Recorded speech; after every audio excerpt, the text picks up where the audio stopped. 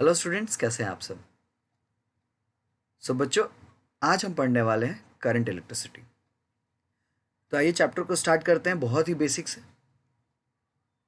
और धीरे धीरे इस चैप्टर के अंदर हम बहुत सारी जानकारियां हासिल करेंगे। ठीक है, तो एक बार हम पहले पढ़ लेते हैं कि इस चैप्टर के अंदर हम पढ़ने वाले क्या हैं। जैसे पहले हम स्टार्ट करेंगे करंट इलेक्ट्रिसिटी से, फिर हम बात करेंगे कन्वेंशनल करंट के बारे में, फिर बातें होंगी ड्रिफ्ट, वेलोसिटी, इलेक्ट्रॉन और करंट के बारे में। देन बच्चे we will be discussing about current density, then Ohm's law, फिर हम बात करेंगे रेजिस्टेंस, रेजिस्टिविटी, कंडक्टेंस और कंडक्टिविटी की, फिर temperature dependence of resistance, colour code for carbon resistors, series and parallel combination, EMF, internal resistance, and then series and parallel combination of the cell. ये हम इस पार्ट के अंदर पढ़ने वाले हैं। नेक्स्ट पार्ट जो होगा हमारा करंट इलेक्ट्रिसिटी पार्ट 2, उसके अंदर हम पढ़ेंगे व्हीटस्टोन ब्रिज क्या होता है, फिर हम डिस्कस करेंगे कि व्हाट इज मीटर ब्रिज, फिर पोटेंशियोमीटर के बारे में हम बात करेंगे। ठीक है, तो आइए स्टार्ट करते हैं।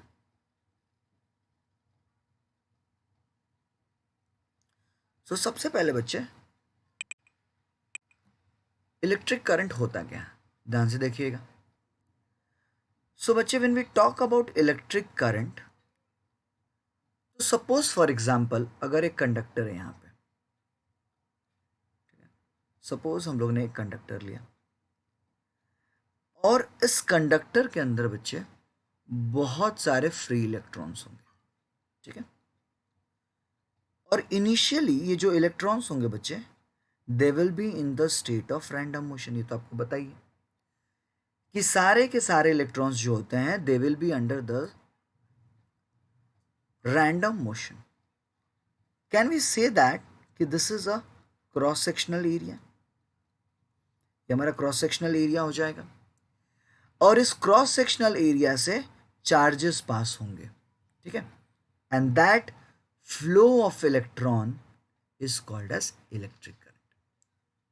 इलेक्ट्रिक करंट को हम डिफाइन कैसे करते हैं? We can say that electric current is defined as amount of charge flowing per unit time through the cross section of conductor। ठीक है, क्या मैं बोल सकता हूं बच्चे कि the electric current is defined as charge flowing through any section of a conductor in 1 second. ठीक है, इसका डेफिनेशन अगर आपको चाहिए तो आप ये भी लिख सकते हो, current is defined as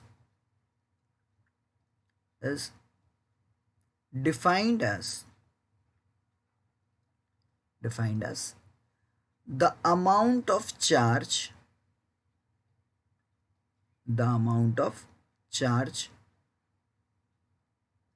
flowing through conductor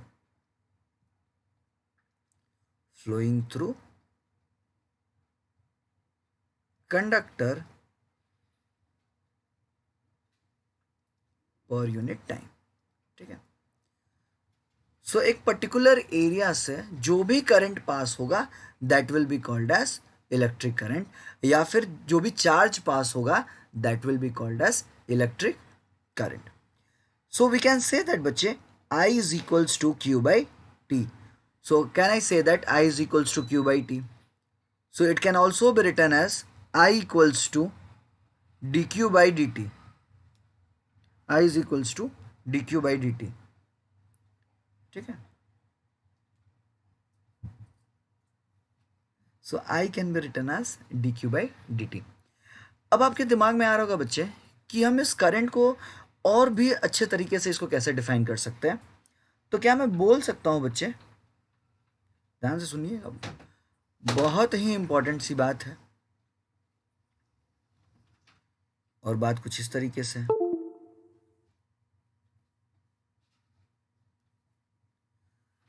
we can say that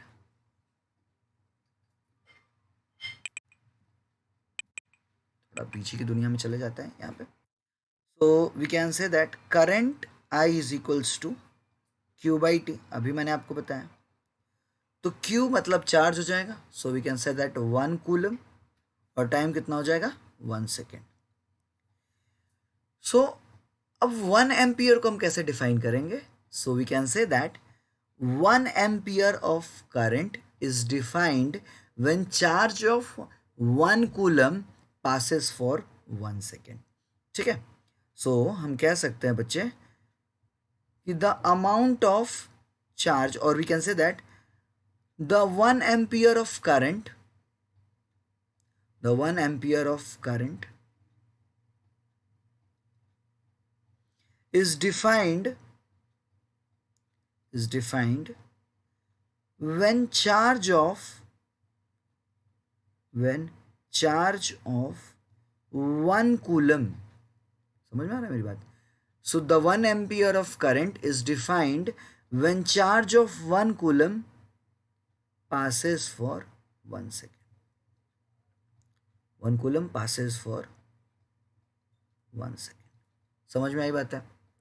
so ये सारी चीज़ें हो गई हमारे करंट के बारे में।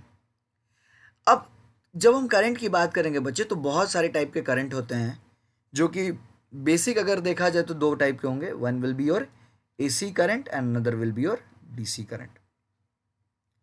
इसके बारे में हम और भी बहुत सारी बातें करेंगे, लेकिन जैसे जैसे चैप्टर्स बढ़ते जाएंगे।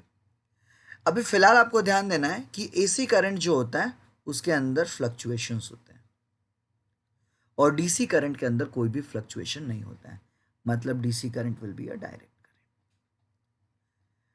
लेकिन बच्चे जो इलेक्ट्रिसिटी हम जनरेट करते हैं, so whatever the electricity we generate, that electricity is in the form of AC current, और इसी AC करंट को हम मॉडिफाई करके DC करंट में कन्वर्ट करते हैं, जिसके अंदर हम रेक्टिफायर्स या रेगुलेटेड पावर सप्लाई का इस्तेमाल करते हैं। वो धीरे धीरे हम बातें करेंगे, क्योंकि हमारा एक चैप्टर है जिसमें हम सिर्फ इलेक्ट्रॉनिक्स की बातें करेंगे। ठीक है, सो अगर इन दोनों करंट का मैं ग्राफ देखता हूँ बच्चे, so there will be this A graph is for DC, और यहाँ पे जो D दिख रहा है that is a time varying current, जिसको हम AC करंट कहते हैं। समझ में आ गई बात है? So let's move ahead. Okay, so next बच्चे, जब हम सर्किट के अंदर बात करते हैं, या फिर अगर हम कोई कंडक्टर लेते हैं, सो जब कंडक्टर के अंदर हम कोई भी एक्सटर्नल सप्लाई अप्लाई नहीं करते, जैसे कि ये हमारा कंडक्टर है और इसके अंदर इलेक्ट्रॉन्स फ्लो कर रहा है, तो जो सबसे पहले इलेक्ट्रॉन्स फ्लो होते हैं बच्चे, they are in the state of random motion. तो ये सारे के सारे इलेक्ट्रॉन्स रैंडम मोशन में होते हैं। तो जो नेट इलेक्ट्रिक फील्ड होता है ई नेट, उसकी वैल्यू 0 हो जाती है, मतलब ई नेट की वैल्यू 0 हो जाती है, या फिर यूं कह लो आई की वैल्यू 0 हो जाती है, आई नेट की वैल्यू 0 हो जाती है, मतलब रिजल्टेंट करंट 0 हो जाता है। ठीक है, लेकिन जैसे ही इस कंडक्टर में मैंने एक्सटर्नल सप्लाई को अप्लाई किया, आ रही बात समझ में, तो थोड़ा सा इसके अंदर वेरिएशन आ जाएगा। अब क्या वेरिएशन आएगा वो भी देख लेते हैं फटाफट।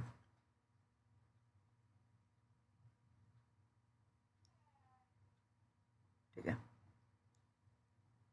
सो अब यहां पे आप ध्यान से देखिएगा। सो जैसे ही मैंने यहाँ पे पोटेंशियल डिफरेंस अप्लाई किया, so we can say that बच्चे कि ये इधर से मूव करना शुरू कर देगा। So all the electrons being negatively charge will start moving towards the positive charge. तो ये सारे के सारे नेगेटिव इलेक्ट्रॉन्स जो होते हैं बच्चे, वो पॉजिटिव की तरफ मूव करना शुरू करते हैं। समझ में आ रही बात है? Okay, so positive and negative. So next we can say that कि इस सर्किट के अंदर बच्चे 2 टाइप के करंट डेवलप होते हैं। ठीक है, यहाँ पे 2 टाइप के करंट डेवलप हो जाएंगे। अब ये दोनों करंट कौन कौन से करंट होते हैं वो हम देख लेते हैं। तो इसके अंदर एक करंट फ्लो होगा जो कि पॉजिटिव से नेगेटिव जाएगा, और उस करंट के को बच्चे हम नाम देते हैं कन्वेंशनल करंट। क्या नाम देते हैं? Conventional current. और एक करंट फ्लो होता है यहां से जो नेगेटिव्स से मूव करना शुरू करते हैं बच्चे, that is called as electronic current. That is called as electronic current. समझ में आ रही बात है? और अगर आप ध्यान से देखोगे तो ये जो इलेक्ट्रॉनिक करंट होता है और कन्वेंशनल करंट होता है बच्चे, इन दोनों का जो डायरेक्शन होता है वो अपोजिट होता है। और इसके अंदर एक खास बात होती है, जब ये हम करंट अप्लाई करते हैं तो सारे इलेक्ट्रॉन्स मूव करना शुरू करते हैं, और जब ये इलेक्ट्रॉन्स मूव करते हैं तो they start colliding with each other. वो सारे के साथ कोलाइड करना शुरू करते हैं, और यूं कहिए कि they start moving with certain velocity, and that velocity is written as बच्चे ड्रिफ्ट वेलोसिटी। क्या नाम देते हैं उसको? Drift velocity. और ड्रिफ्ट वेलोसिटी को अपन रिप्रेजेंट करते हैं वीडी से। ठीक है, तो बच्चे मैं क्या बोल सकता हूं कि सर्किट के अंदर जो कन्वेंशनल करंट है वो पॉजिटिव से नेगेटिव जा रहा है, और जो इलेक्ट्रॉनिक करंट है वो नेगेटिव से पॉजिटिव की तरफ मूव कर रहा है। ठीक है, so conventional current is the current whose direction is along the direction of motion of positive charge under the action of electric field। यही तो मैंने आपको बताया कि when we apply a potential difference there will be flow of charges from positive to negative terminal, and that is called as conventional current। Same way इस circuit के अंदर भी आप देख सकते हो। Conventional current is due to the motion of electrons is in the opposite direction। ये भी मैंने आपको बताया कि the direction of conventional current and traditional current are totally opposite to each other। अब ये होने के बाद बच्चे, अभी मैंने आपको बताया कि ड्रिफ्ट वेलोसिटी क्या होता है, क्योंकि ये जब इलेक्ट्रॉन्स मूव करना शुरू हो जाएगा सो वो धीरे धीरे कोलाइड होना शुरू होंगे, और due to collision we can say that there will be a velocity which is known as drift velocity. समझ में आई बात? So we can say that drift velocity is defined as velocity with which the free electrons gets drifted towards the positive terminal, and इसका formula होता है बच्चे I is equals to NEA VD, where VD is the drift velocity। और इसको हम इस तरीके से भी लिख सकते हैं बच्चे VD is equals to I upon NEA। I upon NEA। अब ये जो n होगा बच्चे, n will be the number of electrons, E will be the charge of electron, A will be the area, and I will be the current। और total जो VD हो जाएगा that will be the drift velocity। समझ में आई बात है? तो फिलहाल आपको ये समझ में आया कि करंट क्या होता है। Now what are the types of current, जिसमें हम लोग ने AC और DC के बारे में बात की। देन बच्चे we discuss with the conventional current, that is a current which is flowing from positive to negative terminal, and the electronic current which is moving from negative to positive। ठीक है,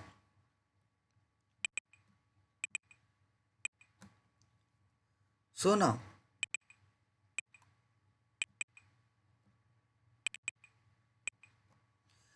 the next part is current density। बहुत ही ज़्यादा simple है।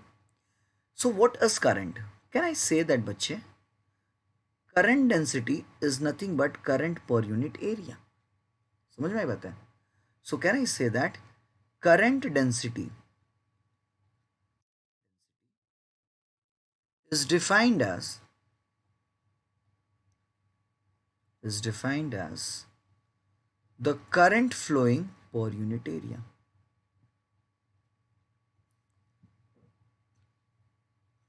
the current flowing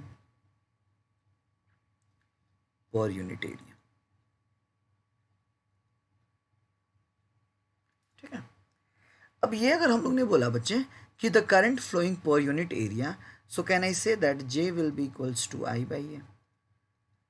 और I मैंने कुछ ही देर पहले बताया NEA VD होता है, upon area, area cancel, so J की वैल्यू कितनी हो जाएगी? Can I say that J is equals to N E V D. ठीक है, अगर वेक्टर फॉर्म में लिखा जाए तो it can be written as I equals to J. समझ में आ रही बात है?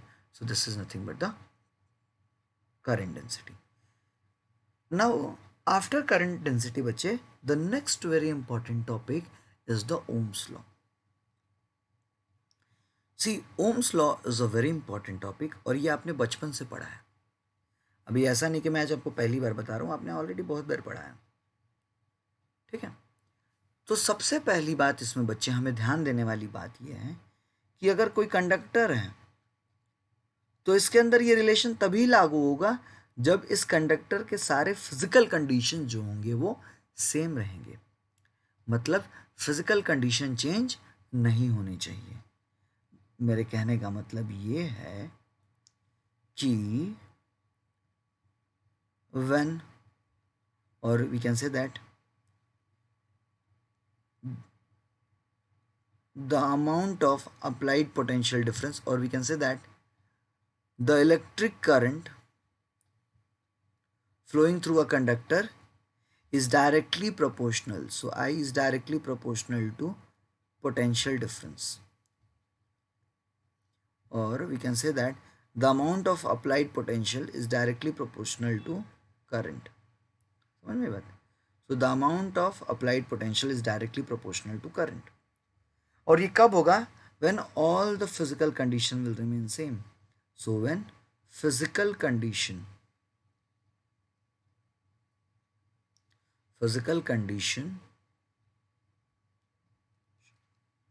of conductor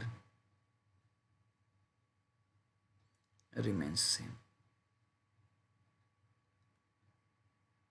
Okay, so when physical condition of the conductor remains same, so V is directly proportional to I. So when I remove this proportionality sign, we can say that V is equals to IR, where I is the current, R will be the resistance. यहाँ तक आपको कोई दिक्कत? और इसका जब हम graph plot करेंगे बच्चे, so that will be a linear graph which will be passing through the origin. ये ग्राफ आप देख सकते हैं। सो एक बार इसको मैं पढ़ देता हूँ। So the electric current flowing through a conductor is directly proportional to the potential difference across the two ends of the conductor when physical condition such as temperature, जैसे मैंने बताया, mechanical strain etcetera remains the same. तो I directly proportional to V और V is directly proportional to I, so V is equals to I R. और यहाँ पे जब हम स्लोप निकालेंगे, so will get the potential difference, और sorry we can say that will get the resistance. अब आपके दिमाग में ये बात आ रही है कि सर ये सब तो चलो ठीक है, वो रेजिस्टेंस क्या होता है? तो बड़ा ही सिंपल सी सवाल है।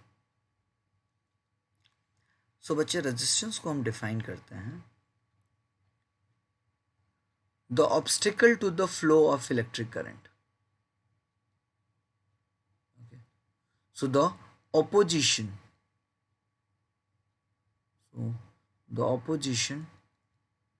to the flow of electric current